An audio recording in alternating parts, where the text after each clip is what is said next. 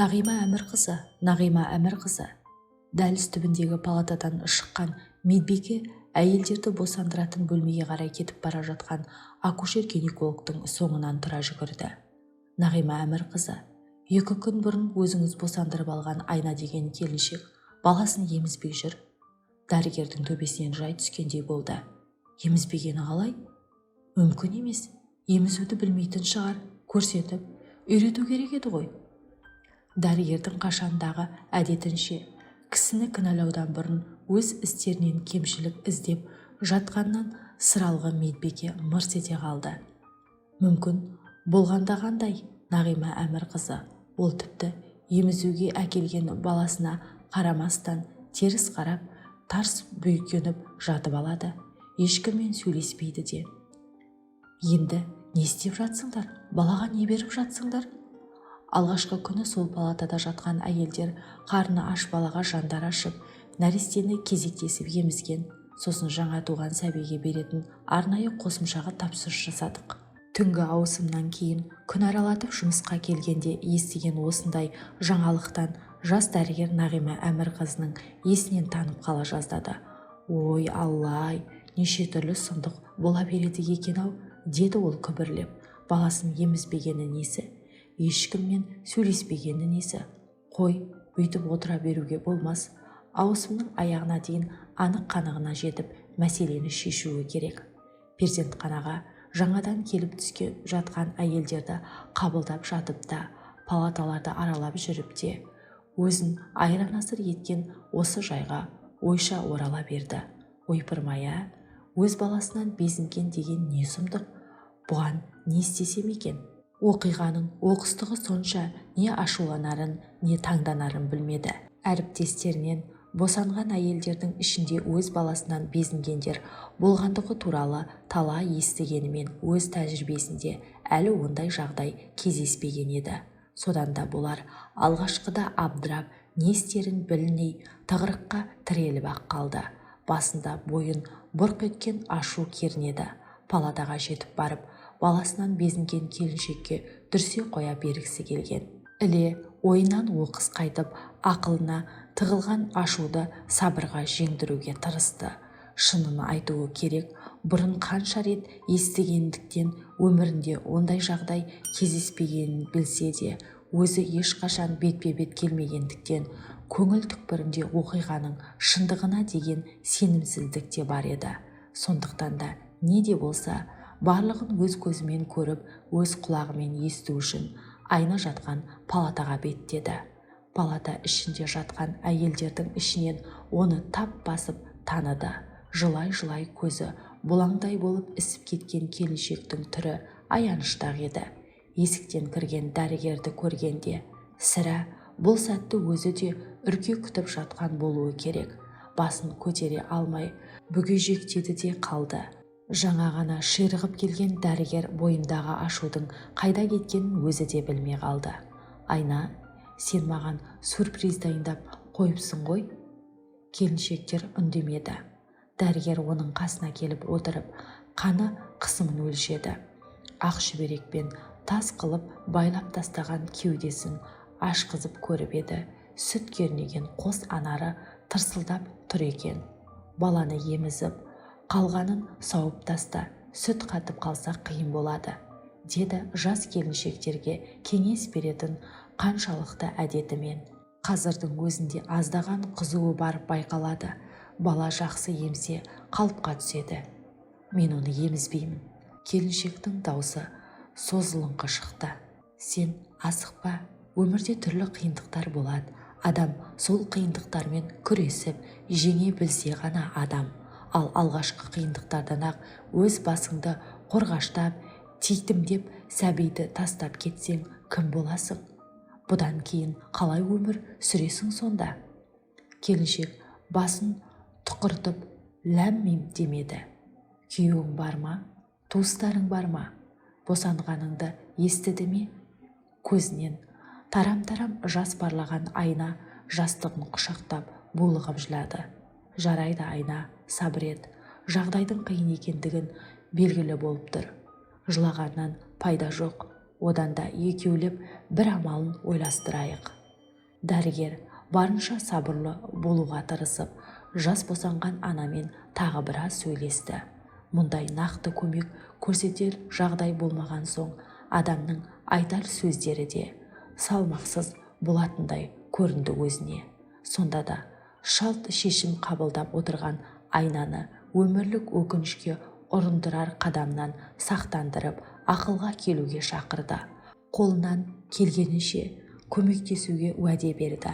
Айна тіл қатқан жоқ. Әйелдің тас болып қатқан жүрегін жібітемін бе деген соңғы үмітпен. Қызың өзіңнен аумайды. Оң қабағының үстінде қарауытқан белгі бар. Сірә сенікіндей мен болатын шығар, көрдің бе? Деген. Айна аузынан әлдене шығып кетеме деп қорыққандай ернін жымқырып басын шайқады. Дәрігер, әлі де ойлануға уақыт берейін, асық шешім қабылдама деп палатадан шығып бара жатқанда, келіншек тағы да бір жылы сөздер күткендей бұған жаутаңдап қараған. Әлдене дегісі кеп оқтала беріп тоқтап қалып еді. Жүзіндегі бағанағы қатуылдықтың сірі сөгілгендей әсер еткен бұған. Алдамшы әсер екен. Айна сол түні баласын тастап қашып кетті. Жарық дүние есігін аттайып жатып тірі жетім атанған сәбидің шешесін іздеп таппақшы болып дәрігер әрі жүрді, бері жүрді. Милицияға хабарлады. Қаладағы әйелдер консультациясындағы есепте тұрған әйелдер арасынан іздестірді. Ақыры барлық әрекеттері нәтиже бермеген соң дәрігерлер оны анасының атынан атап Асанова Айна деп куәлік толтырып, нәрестелер үйіне өткізді. Арада 18 жыл өткенде әйелдер босанатын үйде тағдыр Нағима Әмірқызын кіндігін өзі кескен осы Айнамен екінші рет кездестірді. Ең өкініштісі, оқиғаның тұп-тура Айнаның өз дүниеге келген шешесі іспетті іс сияқты Айна қатесіз қайталанғанын айтсаңшы. Түнде босанған әйелдердің медициналық кітапшаларының бөлім меңгерушісі қолына ұстата беріп, кезекші дәрігер, мына әйел баласын тастап кетемін деп жатыр, деп бір кітапшаны бөлек ұстатты. Нағима Әмірқызының көзіне Асанова Айна деген жазу оттай басылды. Бұл атты қалай ұмытсын? Ұмытпақ түгілі дәрігерлік тәжірибесінде алғаш кездескен көкек ананың аты жөнін, бет бейнесін ұзақ жылдар бойы санасында өшіре алмаған.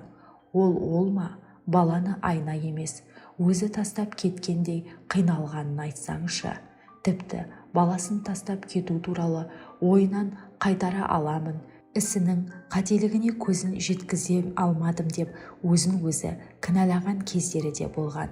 Кейде автобус терезесіне қарап отырып, көшеде кетіп бара жатқан жас әйелдерден сол қашқын әйелге ұқсастық іздеп кездесіп қалама деп қарап жүреткенді өзі байқамай қалатын. Бірде екпеңдеп басып, өзінен озып бара жатқан жас қызды соға ұстап, қолынан шап беріп ұстай алғаны бар, бірақ ол Айна болмай шықты. Келе-келе мұндай оқиғалардың қаншамасы басынан өтті.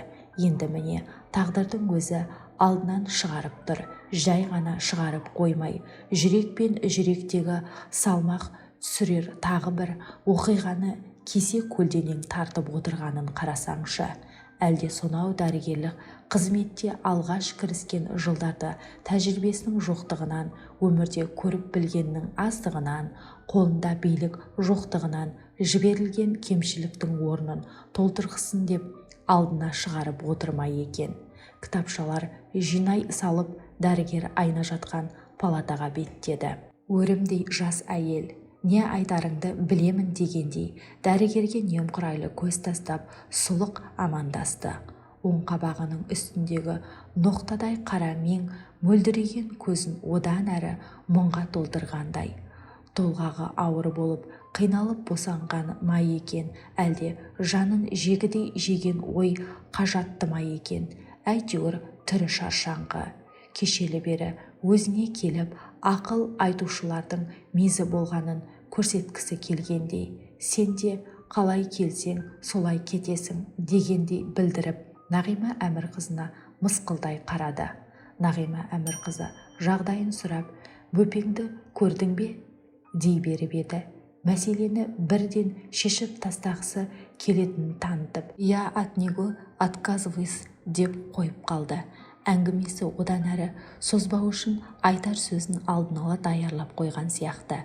Дәрігерге ол арадағы әңгіме басқа арнаға бұрылса, немесе ұзаққа созылса, өзін-өзі ұстай алмай сыр беріп қалатын ба деп қорыққандай көрінді. Ұзақ жылғы тәжірибесінде көкек аналардың талайын кездестірген Нағима Әмірқызы мұны бірден байқады.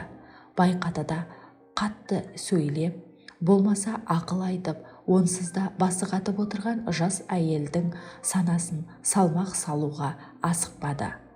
Сол күні түні бойы дөңбекшіп ұйықтай алмады. Ойпырмай, бұл оқиғаны қандай заңдылықтың аясында сыйдыруға болады? Анасын көрмеген, білмеген, ықпалында болмаған қыздың бір кездегі шешесі жасаған істі айна-қатесіз қайталауына қандай түйсіктеме беруге болады? Әдетте сүтпен сіңген деп жатады. Ал бұл болса ана сүтін ембеген еді ғой. Орыста жеміс ағашынан алыс түспейді деген мақал осындайдан шықтама екен. Келесі күні Айнаны өзінің кабинетіне шақырып алып ұзақ әңгімелесті. Айнаның балалар үйінде өскені, 8 жылдық қана білімі бар екенін, жұмысшылар жатақханасында бір бөлмеде 3 қыз тұратындығын өз аузынан естіп білді. Үйленеміз деп уәделескен жігіті мұның аяғы ауырлығын естігенде сөзінен тайқып шығыпты. Баланы алдырып таста деп біраз үгіттеген екен, бірақ ойын өзгертер, үйленеміз деп үміттеніп уақытта өткізіп алыпты. Мені бір тас жүрек деп ойлаймысыз, дәрігер? Шынымды айтсам, алдыртып тастамаған өзім аядым. Бірдеңе қылып өсірермін деп ойлағам. Бірақ қолық сұмдықтан ойы таза. Тек басына түскен мына жағдай, жапан дүниеде баласын құшақтап жалғыз қалғаннан үрейленетіндей. Оның үстіне басында үйі, қасында сүйеу болар адамы жоқ. Қалай күн көрмек? Өзін өзі туралы біраз мағлұмат берген әңгімесін аяқтай бере. Вообще, я сама тоже отказный ребенок, так что это у моя, наверное, в крови, деді сосын мысқылмен жымиып. Бұл сөздің жаны бар еді. Перзентханада қалдырылған балаларға сондай қағаздың рәсімделетіні рас. Содан бұл қағаз балалардың кітапшасына тіркеліп, ол кәмелеттік жеткенше тастанды екендігі айғақтайды да тұрады. Осы отырған Айнаға қарғыс атқыр сол құжаттың толтырғанын Нағима Әмірқызы өзі куә. Есіне сол түсті. Дәрігердің үнсіз қалғанын пайдаланған Айна енді бастырмалата сөйлеп шабуылға шықты. Міне, сіз оқыған, ақылды адамсыз. Дәрігер, айтыңызшы, анам мені неге тастап кетті? Өзі аман есен, ештеңені уайымдамай өмір сүріп жатқан шығар, тіпті бақытты да болуы мүмкін. Ал мен болсам бір ауыз жылы сөзге зар болып өстім. Мен қандай мейірімді болмақпын. Мен оны тіпті қандай сезім екенін де білмеймін. Отбасы дегеннің не екенін, аналық махаббат дегеннің не екенін маған сол үйретуі керек еді ғой. Ал ол маған бойында пайда болған күннен бастап қалай құтылуды ойластырған болар. Яғни, менің мұндай қадамға баруым заңды нәрсе. Егер сол кезде ол мені тастап кетпегенде, мен де бұл баланы қалдырмас едім. Нағима Әмірқызы үшін бұл күтпеген жай емес еді. Өзінің ойы да кешелі бері осыған саяй берген. Ойына америкалық психолог Вирджиния Сатердің бала тәрбиесіне қатысты айтқан сөздері оралды. Жер бетінде тыныштық атаулы ынтымақтық отбасын құруға өте ұқсас. Біз отбасына көмектесуге тырысамыз және осы білімімізді дүниені қайғы қасіреттерден арылту үшін пайдалана аламыз. Күшпен, қорқынышпен, үркумен өз дегеніне қол жеткізіп үйренген бала есейген кезде де мәселені шешу үшін сол амал тәсілдерін қолданады. Айналамыздағы адамдардың көпшілігі осылай тәрбиеленгендіктен көптеген мемлекеттер басшыларының диктаторлық тәсілдерге жүгінетіні таңқаларлық нәрсе емес. Енді осындай сұмдық қателік, қатыгез әдет ұрпақтан ұрпаққа жалғаса беруі керек пе? Сен балаңды тастап кеткен анаңда кеткен кегің қайта ма? Ойлашы. Өзің айтып отырғансың ғой, бір ауыз жылы сөзге зар болдым деп. Сол жылы сөзден, ыстық алақаннан сен айырма сәбиді. Қатыгездіктің тізбесін сен үз сөйтіп, ертең бұл азамат болғанда, көрген қиындықтың бәрі бір күндкідей болмайды. Ол өседі дегенше сізге айту оңай. Мен баламен қайда барамын? Қалай күн көрем? Ешкімнің ешкімге шаруасы жоқ. Сен де маған жаныңыз ашығандықтан емес, тастап кеткен баламен басыңызды қатырмау үшін айтып отырсыз. Әйтеуір мені осы үйден баламен шығаруыңыз керек. Солай емес пе? Түптің түбінде баланы, басқа барлық проблемаларды құшақтап мен жалғыз қаламын. Жалғыз қалмайсың, мен саған уәде беремін. Кел, екеуміз былай келісейік. Сен балаңды алып шық. Қазіргі бөлмеде тұр. Қасыңдағы қыздар бірер айға шыдайды ғой. Ал оған дейін мен осындай бөбектер үйін бірдеңе келісіп қоямын. Ол менің қолымнан келеді. Күмәнің болмасын. Соның ішінде сәл күш жинаған соң сен істейтін бір жұмыс қарастырамыз. Балаң қасыңда болады. Бұған қалай қарайсың? Айна, қайдан білейін дегенде иығын көтерді. Қобалжыған сияқты. Адамның алғашқыдағы тас беккеген ойынан тез қайтуы да оңай емес қой. Соны түсінген дәрігер Айнаны уәдеңді бер деп асықтырмады. Бар болғаны бар. Қазір бөбегіңді әкеліп бер деп айтамын. Мәмесін бер. Ол сені екеуміз күткендей үлкен азамат болу үшін қазір көп емуі керек, деді. Кешелі бері тістеніп, көзінен бір тамшы жас тамбаған Айнаның жанары жасаурап үнсіз басын изеді. Бөлмедегі қыздармен, одан кейін жатақхана комендантымен келіссөз ойдағыдан ұзаққа созылып кетті де, Айна басқа әйелдерге қарағанда перзентханада ұзағырақ жатып қалды. Арада жарты айдай уақыт өткенде барып, дәрігерлер орталарынан ақша шығарып сатып алған жаялық жөргектер оларға сәбилер перзентханадан көтеріп шықты. Есіктен шыға бергені осы бірнеше әріптесі, бөлмелес қыздары улап-шулап қарсы алды. Бірінен кейін бірі құшақтап, қолдау көрсетіп, қайраттандырып жатқан қыздардың арасында алғы шыққан комендант «Қане біздің полкымыздың баласы» деп құндақтаулы нәрестені қолына алды. О, нағыз сарбаз болатын жігіт қой мынау. У-шуды құлағына бір ілер емес. Жарайсың, қызым, бізді қорғайтын батыр туыпсың. Бағанадан бері жанарына жас толып үнсіз тұрған Айна өкси демалып езу тартты. Әңгіменің авторы Камал Әлпейісова.